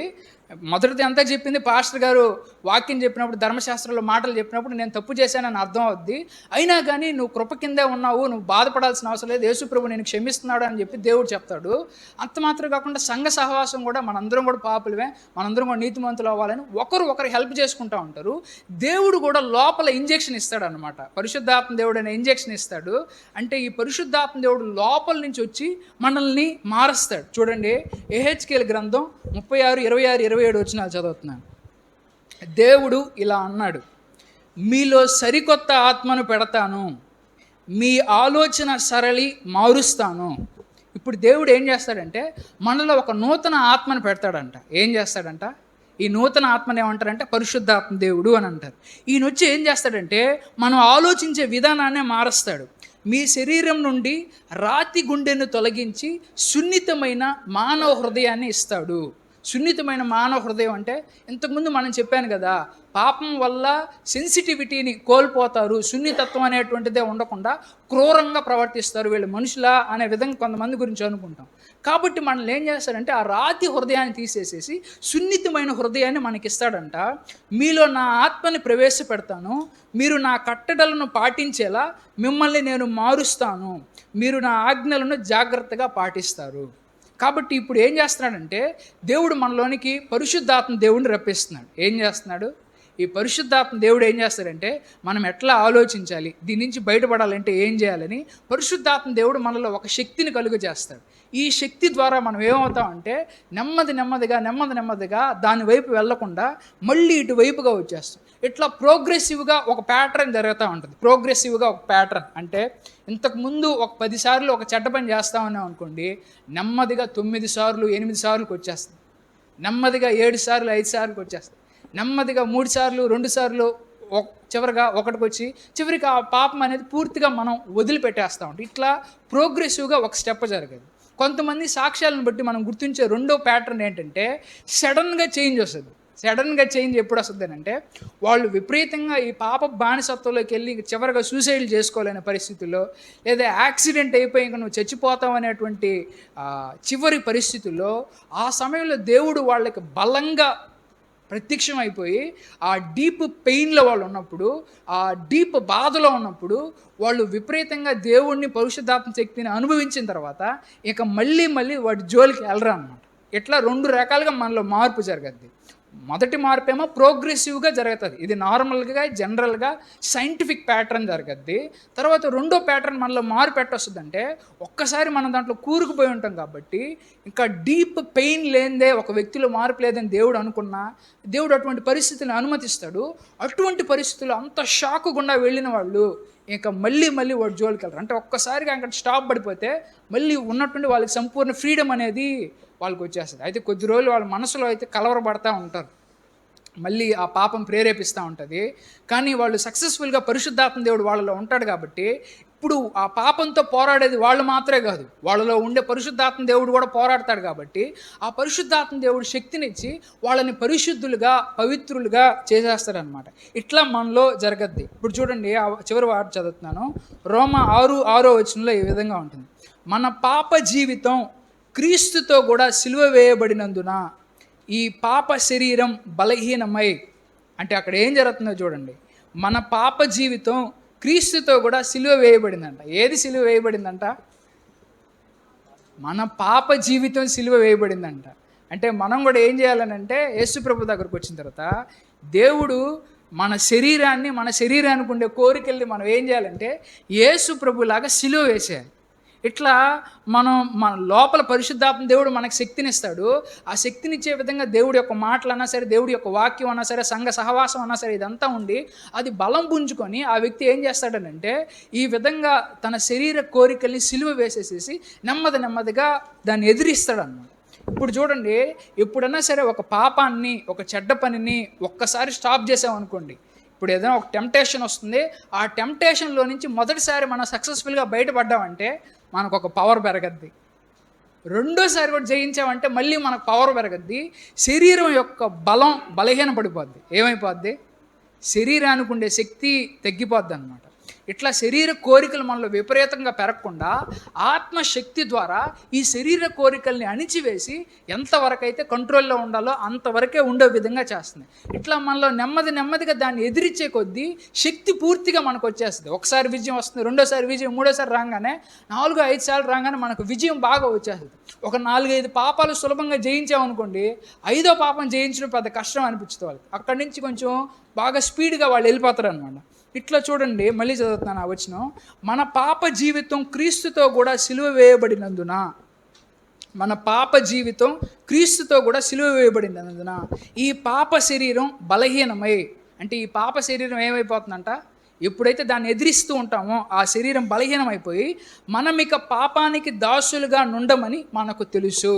అప్పుడు మనం ఏమైపోతామంటే పాపం నుంచి బానిసలుగా కాకుండా పూర్తిగా స్వేచ్ఛగా స్వతంత్రంగా జీవిస్తాం. అప్పుడు దాకా అది లేనిదే నేను ఉండలేను అని అన్నటువంటి మనం, ఎవరు లేకపోయినా, నాకు ఏ చెడు అలవాటు లేకపోయినా స్వేచ్ఛగా స్వచ్ఛందంగా మనం బ్రతకగలిగేటువంటి శక్తి ఇస్తాడు. కాబట్టి రెండోది, దేవుడు ఏం చేశాడంటే పాపపు ముళ్ళుని విరిచేశాడు. ఏం చేశాడు? పాపానికి ఉండే ఈ బానిసత్వపు లక్షణాన్ని సిలువలో ఆయన కొట్టేశాడు. చివరిది యేసు ప్రభు తీసేసుకున్నటువంటి 3వ వెపన్ ఏంటంటే మరణం. ఏంటది? 3వది రాసుకోండి, భయపెట్టే మరణం. సాతాను ఈ మూడిట్లను చూపించి మన మీద అధికారం చెలాయిస్తాడు. మొట్టమొదటిది ఏంటంటే ధర్మశాస్త్రం. అరే నువ్వు తప్పు చేసావురా అని చెప్పి చెప్తాడు. ఆ తప్పు చేయగానే మనలో భయం వస్తుంది. ఆ తప్పు చేశాను అని చెప్పాలంటే పాపం ఉండాలి. ఆ పాపం ద్వారా మనల్ని బానిసత్వంలో తీసుకుంటాడు. 3వది, నువ్వు పాపం చేసావు కాబట్టి నువ్వు నరకానికి వెళ్తావురా, నువ్వు మరణిస్తావురా అని చెప్పి చెప్తాడు. దేవుడి సిలువలో ఈ 3 ఆయుధాలని స్వాధీనం తీసేసుకున్నాడు. వాటిని విరగొట్టేసి వాటికి అసలు శక్తి లేని విధంగా చేసేసాడు అనమాట. 3వది భయపెట్టే మరణం. ఈ మరణం అనేటువంటిది ఎటువంటిది? ఎంత డబ్బులు సంపాదించేవాడన్నా, ఎంత తెలివితేటలు సంపాదించిన వాడన్నా, ఎంత అధికారం హోదాలో ఉన్న వ్యక్తి అన్నా సరే చావు దగ్గరికి వచ్చినప్పుడు భయపడాలా వద్దా? ఖచ్చితంగా భయపడాల్సిందే. ఈ చావు ఏం చేస్తుందంటే, ఎప్పుడైతే మనిషి చావు వస్తుందో అసలు ఈ జీవితం అనేదే అర్ధరహితంగా మారద్ది, నిరాశగా అనిపిస్తుంది అనమాట. అసలు ఎందుకోసం బతుకుతున్నాం, ఎందుకోసం ఈ పనులన్నీ చేస్తున్నాం అని చెప్పి కొంతమంది వాళ్ళ ఇంట్లో ఎవరైనా తల్లిదండ్రులు చచ్చిపోయారు అనుకోండి, వాళ్ళు బాగా ప్రేమించినటువంటి ప్రియురాలన్నా సరే, భర్త భార్య చనిపోయారు అనుకోండి, అటువంటి సమయంలో ఈ విధంగా మనిషి డీప్గా ఆలోచిస్తాడు. అసలు ఇన్ని రోజులు నేనేదో పెద్ద కష్టపడి సంపాదిస్తున్నాను, అసలు ఎన్ని ఎందుకు చేస్తున్నాను, ఎన్ని ఎందుకు చేయాలరా అని ఒక ఫీలింగ్ వచ్చేసి జీవితం నిరాశలోకి వెళ్ళిపోద్ది. అటువంటి సమయంలో ఉంటే బతికంతా పోతే అంత అని చెప్పి జీవితాన్ని జీవితంగా జీవించాల్సింది పోయి ఈ నిరాశలో, ఎందుకని ఏదో ఒక రోజు మరణం వస్తుంది, ఎంత డబ్బు సంపాదించినా వేస్టే కదా, ఏం చేసినా వేస్టే కదా అని చెప్పి ఇంకా ఆ వ్యక్తి మనిషిగా జీవించడం పక్కన పెట్టేసేసి సాధారణమైన వ్యక్తిగా ఇంకా జీవితాన్ని ఇంట్రెస్ట్ లేకుండా జీవిస్తాడనమాట. ఎందుకనంటే మరణం అనేటువంటి వెపను అక్కడ పనిచేస్తాం. అంత మాత్రమే. ఇంకొంతమంది ఎట్లా ఉంటారంటే ఈ మరణం నుంచి ఎట్లన్నా సరే తప్పించుకోవాలంటే, ఈ మరణ రోగం మనకు వచ్చినప్పుడు ఆ రోగానికి వైద్యం చేయించుకోవాలంటే మన దగ్గర డబ్బులు ఉండాలి, అవునా కదా? కాబట్టి నేనేం చేయాలంటే ఎక్కువ డబ్బులు సంపాదిస్తే, ఒకవేళ నాకు మరణకరమైన రోగం వస్తే డాక్టర్ల దగ్గర ఎక్కువ డబ్బులతో ఇచ్చి నేను ఆ మరణం నుంచి పోగొట్టుకుంటాను. నేను ఈ విధంగా ఒకడు నన్ను చంపేస్తాడు, నన్ను బెదిరిస్తున్నాడు, కాబట్టి వాడి నుంచి తప్పించుకొని నన్ను మరణం కాకుండా ఉండాలంటే ఎక్కువ అధికారం తెచ్చుకోవాలి, ఎక్కువ మంది మనుషుల్ని మంది బలంగా ఉండించుకోవాలని కొంతమంది మనుషులు ఎక్కువ డబ్బు సంపాదించడానికి, ఎక్కువ అధికారం సంపాదించి ఎట్లన్నా సరే ఆ మరణం నుంచి తప్పించుకోవాలనేది వాళ్ళ ఆరాటం. కానీ ఎంత వాళ్ళు ప్రయత్నం చేసినా మరణాన్ని తప్పించుకోగలరా? ఇది మనుషులు చేసేదన్నమాట. అంటే మనుషులు ఇట్లా చాలా చేస్తారు, కానీ చివరికి ఏమవుతుందంటే మరణాన్ని మనిషి యొక్క క్రియల ద్వారా మనిషి జయించలేడు. కాబట్టి దేవుడు సీన్లోకి వచ్చాడు.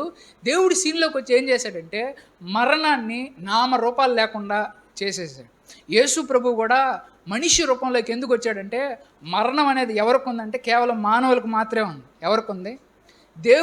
ఆయన దేవుడి స్థానంలో ఉన్నాడు. దేవుడి స్థానంలో ఉన్న వ్యక్తి కింద దేవదూతల శరీరాలు ఉన్నాయి. దేవదూతల శరీరాలకు కూడా మరణం లేదు, కానీ మనుషులైన మన శరీరాలకు మాత్రమే మరణం ఉంది. దేవుడు ఎవరిని రక్షించాలనుకున్నాడంటే మానవుల్ని రక్షించాలనుకున్నాడు. కాబట్టి దేవుడు దేవదూతల శరీరం తీసుకొని కూడా రావచ్చు, కానీ దేవదూతల శరీరానికి మరణం లేదు. కాబట్టే దేవదూతల కంటే తక్కువ శరీరమైనటువంటి మానవ శరీరాన్ని ఆయన ధరించుకొని ఆ శరీరానికి ఉండే వెళ్ళి ఆ మరణంలో చనిపోయి తిరిగి లేచి ఏం చేశాడంటే మరణాన్ని నాశనం చేసేసాడు. మరణంతో ఫైట్ చేశాడు. తిరిగి ఆయన పునరుద్ధానం చెందాడు. కాబట్టి ఈ విధంగా మరణం అసలు ఎందుకు వచ్చింది? మనిషికి మరణం ఎందుకు వచ్చింది? పాపం వల్ల వచ్చింది. పాపం ఎందుకు వచ్చింది? ధర్మశాస్త్రం ఉండడం వల్ల వచ్చింది. ఆజ్ఞలు ఉండబట్టే కదా మనం తప్పు చేస్తాం. ఆజ్ఞల యొక్క పెత్తనం మన మీద లేకపోతే. కాబట్టి ఇట్లాగా మనల్ని ఏం చేశాడంటే మరణం ఎందువల్ల వస్తుంది? పాపం వల్ల వస్తుంది. ఆ పాపం ఎందువల్ల వస్తుంది? రూల్స్ వల్ల వస్తుంది. కాబట్టి ఈ 3 ఆయుధాలని సమూలంగా నాశనం చేసేసాడు. రూట్ కాజ్ నుంచి మొదట ధర్మశాస్త్రం నుంచి లేకుండా బ్యాటిల్ ఫీల్డ్నే మార్చేశాడు. యుద్ధం జరిగేది అక్కడ కాదు, ఇక్కడ కృప కింద యుద్ధం జరగద్దని ధర్మశాస్త్రం కింద కాకుండా మనల్ని తీసుకొచ్చేసి కృప కింద పెట్టాడు. కాబట్టి కృప కింద వీడు పాపాత్ముడని ఎవరిని ముద్రేయలేం, అందరూ పరిశుద్ధులే. ఇప్పుడు వీళ్ళందరూ పరిశుద్ధులైతే వీళ్ళందరికీ రేపొద్దున మరణం వస్తుందంటే రాదు. యేసు ప్రభు ఏ విధంగా అయితే చనిపోయి తిరిగి లేచాడో యేసు ప్రభు కింద ఉన్న వాళ్ళందరూ కూడా పాపం లేనటువంటి వారు, వాళ్ళ పాపాలన్నీ యేసు ప్రభు సిలువ మాన మీద వేసుకొని ఆయన భరించాడు. కాబట్టి యేసు ప్రభు ఏ విధంగా అయితే చనిపోయి తిరిగి లేచాడో వీళ్ళు కూడా చనిపోయి తిరిగి లేస్తారనమాట. యేసు ప్రభువుకి నాకు మరణం మీద కూడా అధికారం ఉందని చెప్పడానికి యేసు ప్రభు బతుకున్న సమయంలో 3 లేపాడు. ఎవరిని లేపాడు? ఒకసారి ఒక అమ్మాయిని లేపాడు, ఒకసారి ఒక పిల్లోడిని లేపాడు, ఇంకొకసారి చచ్చిపోయి 3 రోజులు అయిపోయిన ఒక శవాన్ని, లాజరు అనే వ్యక్తిని కూడా ఆయన లేపాడు. ఆయన్ని లేపడం మాత్రమే కాదు, చివరికి ఆయన చచ్చిపోయిన తర్వాత కూడా ఆయన లేపాడు. అంటే అన్ని రోజులు కూడా మరణం చేతిలోకి ఎవరైనా వెళ్ళారు అనుకోండి, ఇప్పుడు దాకా బయట రాకుండా ఉండేవాళ్ళు.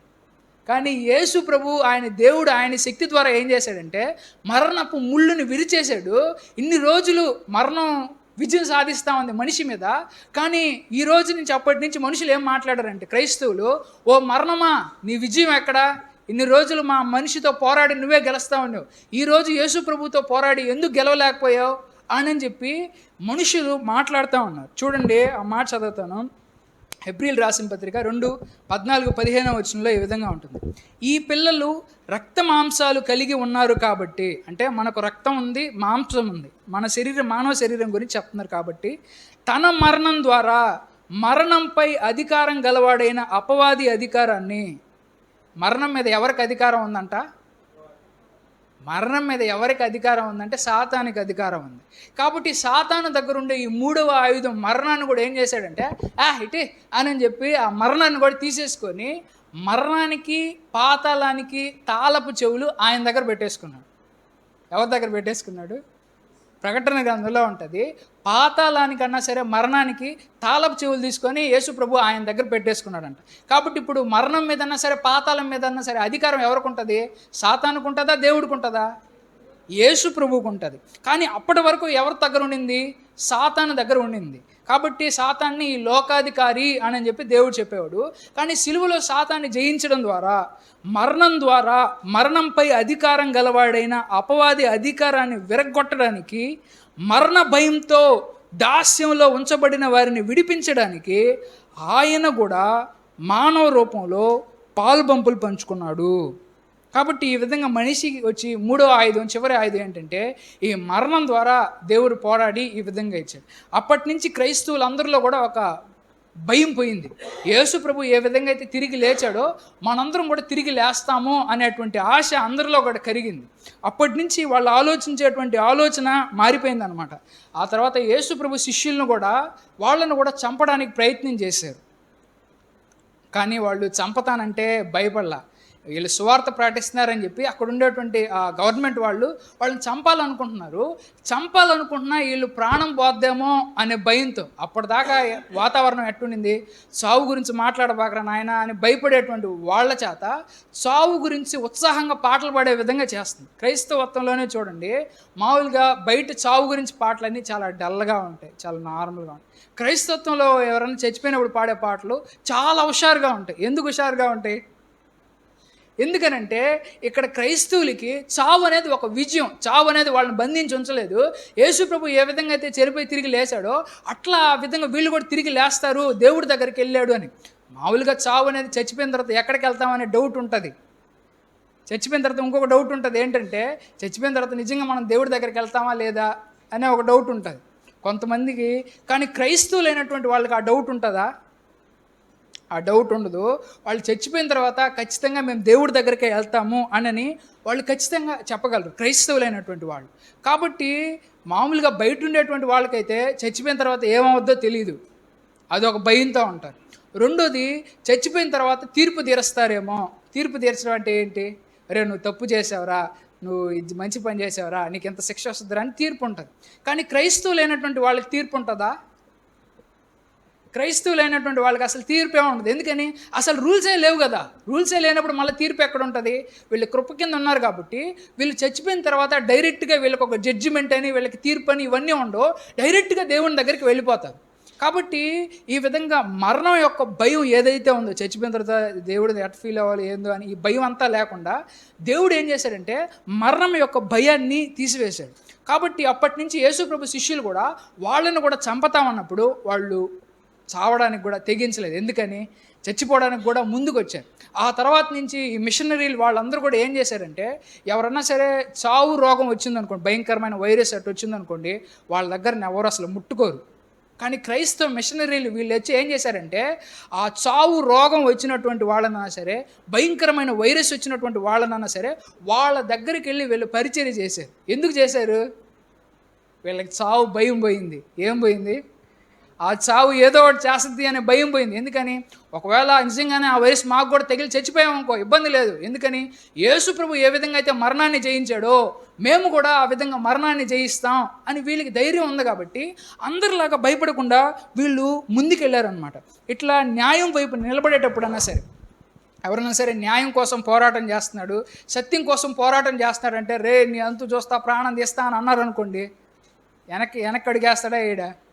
కానీ క్రైస్తవుడైనటువంటి వ్యక్తి ప్రాణం తీస్తాం, చంపేస్తాం అన్నా కానీ ఎందుకు వెనక్కి తిరగడనంటే, తిరిగి ఎదురుదాడి చేయడు కానీ చచ్చిపోవడానికి కూడా సిద్ధపడతాడు. ఎందుకని?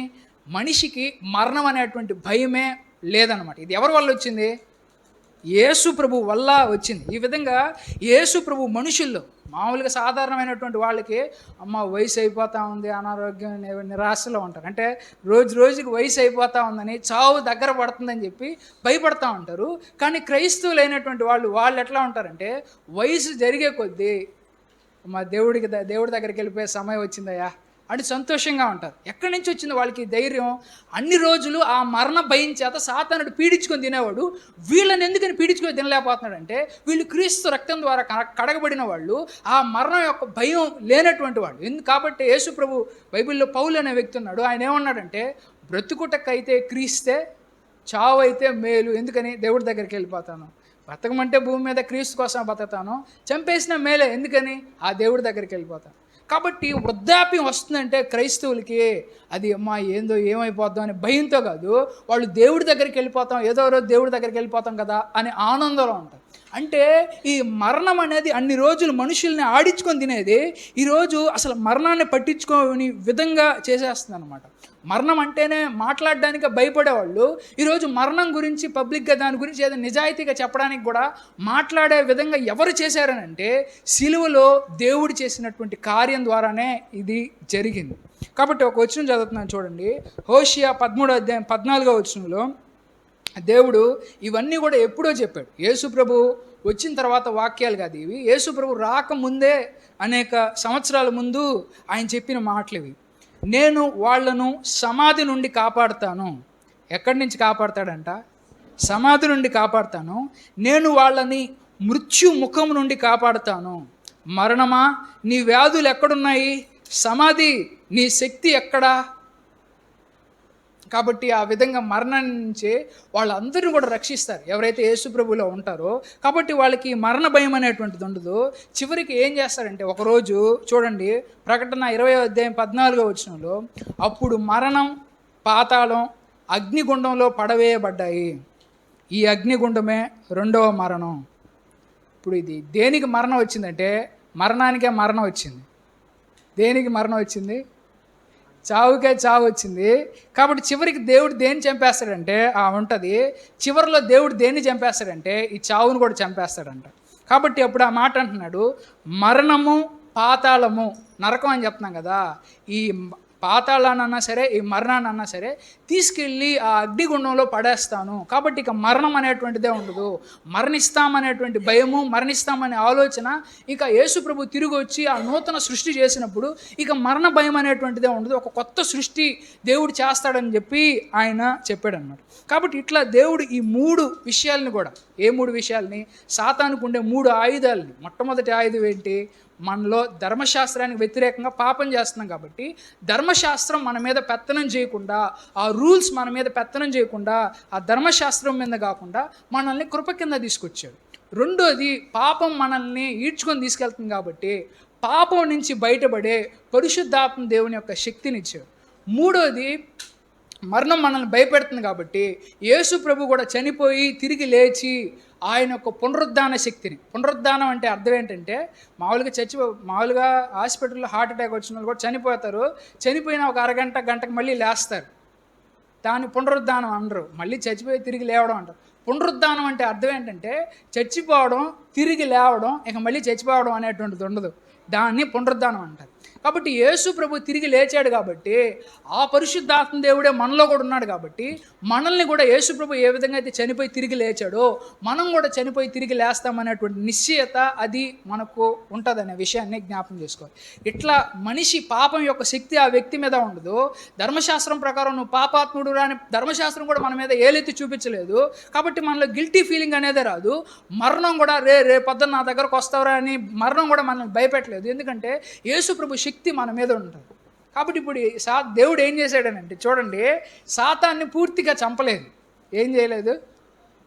ఇందాక మొదట్లో ఒక స్టోరీ చెప్పాను కదా, ఎవరన్నా సరే ఒక శత్రువుని చంపిన తర్వాత శత్రువుని తీసుకొచ్చి శత్రువు దగ్గర ఉండే ఆయుధాలన్నీ తీసేస్తారు. వాడి దగ్గర కత్తులన్నా తుపాకులు ఉంటే అవన్నీ. ఇప్పుడు సాతాను ఏం చేశాడంటే సాతాను ఆయుధాలన్న ధర్మశాస్త్రాన్ని సరే, పాప బానిసత్వాన్ని సరే, మరణాన్ని సరే తీసేసేసి వాడిని చిత్తగొట్టి తీసుకొచ్చి ఇక్కడ నిలబెట్టాడు. ఇట్లా నిలబెట్టి ఎందుకు నిలబెట్టాడనంటే ఇప్పుడు పోరాడంరా, ఇప్పుడు కొట్టండిరా సాతాన్ని అని అన్నాడు. ఇప్పుడు సాతాన్ని కొట్టడానికి మనుషులు వస్తారా? అమ్మా ఓడినాడు కొడతారా నాయన, ఆయుధాలు ఏం లేవు కదా, కొట్టండి. అమ్మ ఆయన తెల్ల సాతానుడు చిన్నోడు కాదు అని మనుషులు భయపడతా ఉన్నారు. కానీ దేవుడు టార్గెట్ ఎందుకని సాతాన్ని పూర్తిగా ఎందుకు నాశనం చేయలేదంటే సాతాన్ని చంపడం పెద్ద విషయం కాదు. దేవుడికి ఏది పెద్ద విషయం అంటే సాతాను అంటే భయాన్నే చంపాలనుకున్నాడు. దేని చంపాలనుకున్నాడు? మనిషి గుండెల్లో ఉండే సాతాను అనే భయాన్నే చంపాలనుకున్నాడు. కాబట్టి సాతాన్ని పూర్తిగా చంపకుండా సాతాన్ని సిలువలో చిత్తగొట్టేసి తీసుకొచ్చి నిలబెట్టాడు. ఇప్పుడు వెళ్ళు మా వాళ్ళ మీదకి వెళ్ళు అని చెప్పాడు. కానీ ఇంట్రా మొత్తం ఆయుధాలన్నీ లేవు, నేను పెరిగేసా కొట్టండి అని మనకు చెప్తా ఉన్నాడు. క్రైస్తవులైన మనకు వామ్మ ఓడు మామూలుగా కొట్టడని వీళ్ళు పరిగెత్తేస్తూ ఉన్నారు. ఆయుధాలు లేకుండా ఉండేవాడు వాడు మనతో పోరాడగలడా? మనకు ఆయుధాలు ఇచ్చాడు. దేవుని యొక్క వాక్యం అనేటువంటి ఆయుధాన్ని ఇచ్చాడు, విశ్వాసం అనేటువంటి డాలుని ఇచ్చాడు, కాపాడుకోవడానికి రక్షణ అనేటువంటి బాడీ మెటల్ వేసాడు. పోరాడరా, వాడి దగ్గర ఆయుధాలు లేవు, నువ్వే పోరాడంటే మనోడు ఇంకా భయపడిపోతా ఉన్నాడు. ఎట్టకేళ్ళకి దేవుడు ఏం చేస్తాడంటే మనలో భయాన్ని చంపిన తర్వాతే వాడిని చంపేస్తాడు. ఏం చేస్తాడు దేవుడు అనుకున్నాడంటే చేస్తాడా చేయడా? చూడండి, చివరి వాక్యం చదివి ముగిస్తాను.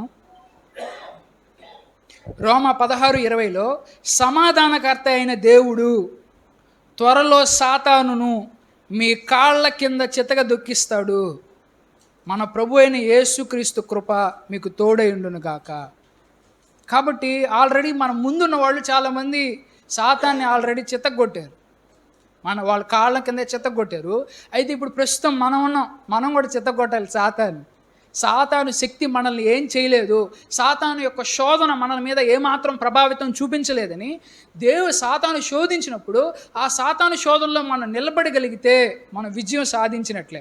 సాతాను మన మీద మరణ భయం రెచ్చగొట్టినప్పుడు ఆ మరణ భయానికి లొంగకుండా మనం నిలబడినట్లయితే మనం గెలిచినట్టే. సాతాను మనలో అపరాధ భావాన్ని తీసుకొచ్చి నువ్వు పాపాత్ముడురా అని మనల్ని ఇబ్బంది పెట్టినప్పుడు, లేదు నేను పాపాత్ముడు కాదు పరిశుద్ధుడిని యేసుప్రభు రక్తాన్ని బట్టని మనిషి చెప్పినప్పుడు ఆ వ్యక్తి సాతాను మీద జయించినట్టే. కాబట్టి ఇట్లా ఆ వ్యక్తి ఈ విధంగా మెంటల్గా ప్రాసెస్ జరిగే కొద్దీ మనిషిలో ఉండే ఈ సాతాను పెట్టే భయాలన్నింటిని కూడా తీసేసేసి అసలు సాతాన్ అంటేనే భయం లేని విధంగా చేసేస్తాడు. శత్రు రోడ్లో తిరుగుతాడు, వాడిని పట్టించుకునేవాడు ఎవడు కూడా ఉండడు. అప్పుడు చివరిగా వచ్చి యేసుప్రభు ఏం చేస్తాడంటే ఆ రెండవ రాకడలో సాతాన్ని పూర్తిగా నాశనం చేస్తాడు. ఇక మరణం అనేటువంటిదే లేనటువంటి ఆ శరీరాన్ని మనకు ఆయన ఇస్తాడు. ఒక నూతన సృష్టిని ఆయన చేస్తాడు. నూతన సృష్టిలో ఆ సృష్టిలో నొప్పి ఉండదు, ఆ సృష్టిలో అనారోగ్యాలు ఉండవు, ఆ సృష్టిలో మరణం అనేటువంటిది ఉండదు. మొత్తం సమస్తాన్ని కూడా నూతనపరుస్తాడు. ఇంకా ఆ రోజు మరణానికి కూడా అంతం వచ్చేస్తుంది. సాతాన్ని కూడా అగ్నిగుండంలో పడేస్తాడు. ఇక కొత్త ప్రపంచం అనేటువంటిది వస్తుంది. ఇదంతా జరగాలంటే మనం కొంత సమయం వెయిట్ చేయాలి. ఏం చేయాలి? ఈ లోపల మనం ఏం చేయాలంటే ఆల్రెడీ ఓడిపోయిన సాతాన్ని మనం కూడా ఓడించాలి. ఏం చేయాలి? ఒకప్పుడైతే అది చాలా కష్టం, కానీ ఇప్పుడైతే యేసుప్రభు రావడం వల్ల ఈ ఆయుధాలన్నీ ఆయన తీసేసుకున్నాడు కాబట్టి సాతాన్ని ఓడించడం అనేది మంచిగా కష్టం. కాబట్టి చివరిగా నేను ఒక చిన్న కథ చెప్పి నేను ముగిస్తాను. ఒక చోట హైవేలో ఇద్దరు నిలబడున్నారు. హైవేలో ఏమైందో తెలియదు, వాళ్ళిద్దరు నిలబడున్నారు. ఇద్దరు కూడా హైదరాబాద్కి వెళ్ళాలి. ఎక్కడికి వెళ్ళాలి? హైదరాబాద్కి వెళ్ళాలి. అలా హైదరాబాద్కి వెళ్ళేటప్పుడు ముందు ఒక బస్సు వచ్చింది. ఆ బస్సు మీద ఇది హైదరాబాద్కి వెళ్తుందని బోర్డు గీటు ఏం లేదు, కానీ హైదరాబాద్కి వెళ్ళాలంటే ఇట్టే వెళ్ళాలా, సరే ఈ బస్సు ఎట్టో వెళ్తుందని చెప్పి ఆ బస్సు ఎక్కాడు ఆయన. ఇంకో వ్యక్తి కొద్ది క్షమం తర్వాత మరొక బస్సు వచ్చింది. ఆ బస్సు ఎక్కడికి వెళ్తుందంటే హైదరాబాద్కి వెళ్తుందని బోర్డు ఉంది. ఇప్పుడు రెండో వ్యక్తి ఏం చేశాడంటే ఆ బోర్డు హైదరాబాద్ ఉండే బోర్డులో ఎక్కాడు. మొదటి వ్యక్తి ఏమో అసలు ఏ బోర్డు లేనటువంటి బస్సులో ఎక్కాడు. రెండో వ్యక్తి ఏమో ఖచ్చితంగా నేను హైదరాబాదే వెళ్తానన్నటువంటి బోర్డులో ఎక్కాడు. వీళ్ళిద్దరిలో ఎవరు ప్రయాణం సులభంగా చేయగలరు, ప్రశాంతంగా చేయగలరు? ఇద్దరు హైదరాబాద్కి వెళ్ళాలి. ఎవరు ప్రశాంతంగా చేస్తారు? బోర్డు ఉన్నోడే ప్రశాంతంగా చేస్తాడు. బోర్డు లేకపోతే ఏమవుద్ది? నిద్రపోదామన్నా నిద్ర రాదు. ప్రయాణం అవడానికి 8-10 గంటలు పట్టినా కానీ ఈ లోపల ఇది కరెక్ట్ రూట్లోనే వెళ్తుందా లేదా అని ఉలికి పడతా చూసుకోవాలన్న. అయితే క్రైస్తవులైనటువంటి వాళ్ళది ఏంటనంటే ఇది ఏ బస్సు అంటే డైరెక్ట్గా దేవుడి దగ్గరికి చేరుకునే బస్సు. ఏ బస్సు? కాబట్టి యేసు ప్రభువుని దగ్గరికి వచ్చిన తర్వాత ఇంకా కళ్ళు మూసుకొని బస్సులో పడుకోవచ్చు. ఈ భూమి మీద మధ్యలో చాలా అనారోగ్యాలు రావచ్చు. అమ్మ అనారోగ్యం వస్తే ఏమైపోద్దో అని భయం అవసరం లేదు. ఏ క్షణమైనా సరే ఇది గమ్యస్థానం చేస్తుంది. మధ్యలో అప్పులు బాధలు అయిపోవచ్చు, ఆకలి రావచ్చు, ఆకలి దప్పులు రావచ్చు, ఉద్యోగం పోవచ్చు, మనకి కావాల్సిన వాళ్ళు చనిపోవచ్చు. ఇటువంటి ఎన్ని భయంకరమైనటువంటి పరిస్థితులు జరిగినా కానీ మన గమ్యస్థానం ఏది?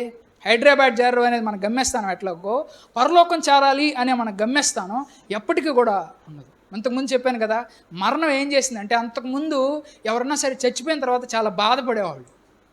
అయ్యో మా నాన్న చచ్చిపోయాడే, మా అవ్వ చచ్చిపోయిందే అని. కానీ క్రీస్తులో చనిపోయిన వాళ్ళు వీళ్ళకి కూడా బాధ ఉంటుంది, కానీ ఒక ఆశ ఉంటుంది. ఏంటి ఆశ? రేపు పొద్దున మా నాన్నని నేను కూడా చూస్తాను, రేపు పొద్దున మా అక్కని నేను కూడా చూస్తాను అనే ఆశ ఉంటుంది. అంటే వీళ్ళలో బాధ ఉంటుంది కానీ ఆశ లేకుండా ఉండదు. కానీ మిగిలిన వాళ్ళకైతే ఆశ ఉండదు. రేపు పొద్దున మనం చనిపోయిన తర్వాత మన అక్క ఉండే దగ్గరికి వెళ్తామా, మా నాన్న ఉండే దగ్గరికి వెళ్తామా అని ఆశ ఉండదు. ఒక పక్క నిరాశ ఉంటుంది, దుఃఖం ఉంటుంది. కానీ క్రైస్తవులకి ఈ ఎడబాటు జరిగినందువల్ల దుఃఖం ఉంటుంది, కానీ ఒక ఆశ ఉంటుంది. ఏంటంటే ఏదో ఒక రోజు మేము కూడా నా తండ్రి రాజ్యంలోకి వెళ్తాను, ఏదో రోజు మా అక్క వెళ్ళిన ఆ దేశంలోకి నేను కూడా వెళ్తాను, అక్కడ కలుసుకుంటానని ఒక నమ్మకం ఉంటుంది. కాబట్టి మనుషులు దూరం అయినటువంటి ఆ సందర్భంలో కూడా అందరి గమ్యస్థానం ఆ పరలోక రాజ్యమే కాబట్టి ఖచ్చితంగా అందరూ కూడా ఒకరోజు కలుస్తారనేటువంటి నమ్మకం వాళ్ళలో ఉంటుందన్నమాట. కాబట్టి మనం ఒకసారి జ్ఞాపకం చేసుకోవాలి, మనం ఏ బస్సు ఎక్కున్నాం అనేది జ్ఞాపకం చేసుకోవాలి. మనం నిజంగా ఖచ్చితంగా పరలోక రాజ్యం చేర్చగలిగే బస్సు ప్రశాంతంగా ఎక్కినప్పుడే మనం ప్రశాంతంగా జీవించగలం. లేదంటే భూమి మీద చాలా ఒడిదుడుకులు వచ్చినప్పుడు మనం వెళ్తామా లేదా చేరతామా లేదా అని మనకు ఒక భయం అనేది వస్తుంది. ఒకసారి చిన్న ప్రార్థన చేసుకుందాం. ఒకసారి విన్న మాటలను బట్టి ఆలోచనలు బట్టి ఒకసారి మనం ఆలోచించుకుందాం. యేసు ప్రభు ఆయన సిలువలో చేసినటువంటి కార్యాన్ని ఒకసారి జ్ఞాపకం చేసుకుందాం. పరిశుద్ధుడా, పరిపూర్ణుడా నాయన, మీకే వందనాలు ప్రభా. నిజమే దేవా, ఇప్పటి వరకు కూడా నాయన సిలువలో ప్రభా మా కొరకు రక్తం చిందించారు అయ్యా. ఇన్ని రోజులుగా ప్రభా ఏ రూల్స్ అయితే, ఏ ధర్మశాస్త్రం అయితే నాయనా మమ్మల్ని భయపెడతా ఉందో అయ్యా, మేమైతే మంచి చేయాలని కోరుకున్నా చేయలేకపోతున్నాం తండ్రి. కానీ ప్రభువా మమ్మల్ని ప్రేమించారు కాబట్టి ధర్మశాస్త్రం యొక్క పెత్తనం నాయన మా మీద లేకుండా ప్రభా మమ్మల్ని ధర్మశాస్త్రం కింద కాకుండా నాయన కృప కింద ఉంచారు అయ్యా. మమ్మల్ని మేము పాపులం అని ప్రభా పిలిపించుకోకుండా మమ్మల్ని పరిశుద్ధులుగా మీరు చేశారు అయ్యా. మా పాపపు బానిసత్వంలోకి నాయన మేము వెళ్లకుండానైనా అయ్యా పరిశుద్ధాత్మ దేవా మీ శక్తినిచ్చారు, మీ సంఘ బిడ్డలనిచ్చారు. మేమందరం కూడా నాయన కలిసి పాపం మా మీద ఒత్తిడి చేసి సమాజంలో మా పరువుని పోగొట్టుకోకుండా, మా జీవితాన్ని నాశనం చేసుకోకుండా సక్రమమైన సరైన మార్గంలో ప్రభా మంచి జీవితాన్ని ప్రభా జీవించడానికి అయ్యా మీరు ఇచ్చినటువంటి శక్తిని బట్టి, సహాయాన్ని బట్టి కూడా దేవా వందనాలు. చివరిగా నాయన ప్రతి మనిషికి ఉండేటువంటి భయం, మరణ భయాన్ని కూడా నాయన మీరు లేకుండా చేసి సంపూర్ణంగా నాయన మమ్మల్ని ప్రభా మరణ భయం లేకుండా మమ్మల్ని జీవించే విధంగా ప్రభావ మీరు చేశారు. కాబట్టి ఎవరు మమ్మల్ని చంపాలనుకున్నా, ఎవరు మమ్మల్ని బెదిరించాలనుకున్నా, ఏ అనారోగ్యం మమ్మల్ని ప్రభా చేసినప్పటికీ కూడా నాయన మా గమ్యస్థానం ఏదో రోజు చనిపోవాల్సిందే. కాబట్టి ఒకవేళ దేవుడు అనుమతిస్తే ఈ క్షణమన్నా సరే నేను దేవుడి దగ్గరికే చేరుకోగలను అనేటువంటి ఆ దృఢమైన నిశ్చయత, నమ్మకం అయ్యా కేవలం క్రీస్తు రక్తమైన మీ ద్వారానే చేశారు. కాబట్టి నాయన ఈ ప్రధానమైనటువంటి ఆయుధాలు ప్రభా సాతాను దగ్గర నుంచి తీసేసుకున్నారు. వీటి ద్వారా మేము మరణ భయం లేకుండా, పాపం యొక్క బానిసత్వం మాలో లేకుండా, గిల్టీ ఫీలింగ్ లేకుండా మీ ముందు ఎల్లప్పుడూ ధైర్యంగా తలెత్తుకొని ప్రభా మేము జీవిస్తూ మీతో సహవాసంలో ఉంటూ సాతానుని ప్రభా ఎదిరించడానికి సహాయం దయచేయండి. సాతాను అంటే భయపడి వెనక పారిపోయే వాళ్ళలా కాకుండా సాతాను వచ్చేటువంటి ప్రతి శోధనను కూడా ప్రభా ధైర్యంగా ఎదిరించడానికి నాయన ఇక్కడున్న ప్రతి బిడ్డకు కూడా ప్రభా మీ శక్తి చేత సహాయాన్ని కూడా దేవా దయచేయండి. కాబట్టి మరొకసారి మేము అందరం కూడా నాయన మీ కృపలో ఎల్లప్పుడూ కూడా నాయన పరలోక రాజ్యం చేరేంత వరకు మమ్మల్ని అందరినీ కాచి భద్రపరిచి దయచేసి సహాయం దయచేయమని ఈ మనలోని ప్రభు యేసుక్రీస్తు నామములో బ్రతిమలాడి గోజారి వేడుకుంటున్నాం తండ్రి, ఆమేన్. చిన్న